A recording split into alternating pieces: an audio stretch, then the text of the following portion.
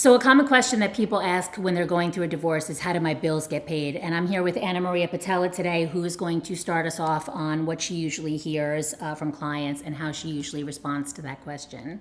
So that's not only a common question, it's an important question, because the thing that people need to know is what are they living on and how are they going to be able to manage the bills, especially if they're thinking about living in two different places. People sometimes don't even realize how much they're putting on credit cards and debit cards. Don't even know how much coffee they're spending on a month. That's right. So somebody that can sit down with them and go through that kind of information can help them figure out what's their budget, what they're living on now, and what they need to live on later on. My advice is always to meet with a financial planner like Kelly. They're going to have the benefit of someone who has the expertise in the background to look at what a statement is and what it might mean, and then start looking at income and assets and how do we make things mesh so people can be as comfortable as possible. That's right. So what Anna Maria is basically saying is that first you have to get both spouses to the point where they both understand what they have, what they're paying for. And then on top of that, we don't just need to know what the bills are. We also need to know what the assets are and what you're putting into those assets as well. Financial portfolio, maybe you have one and maybe you don't, but that should be considered.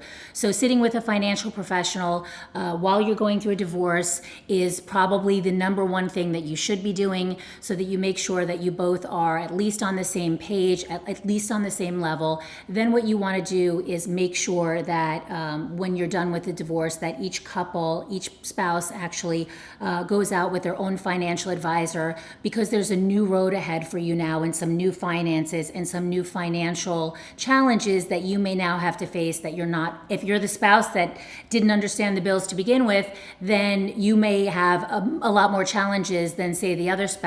So let's just say that to be safe, you should always contact a financial advisor throughout this process. Speak with your lawyer about it. And another good thing that Anna Maria brought up was the home. So a lot of people want to jump to maybe they're being impetuous and they say, well, do I have to live in the home while I'm going through a divorce? And, what do you say to that question? Well, the question is how much, the answer to that question is how much money do you have? Because we have to start looking at two people now living in separate places. So if you're the person that is living in a home paycheck to paycheck, then you have to ask yourself, where's the extra money going to come from for another household? So jumping to another place and adding a couple of grand of extra costs is not going to be the wisest thing.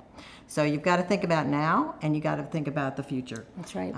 Divorce doesn't last forever. People want to rip it off like it's a Band-Aid, but the bottom line is you can't do that. You've got to disengage, you've got to unhook, you've got to pull apart, you've got to take steps so that make sure that you're doing this as smartly as possible.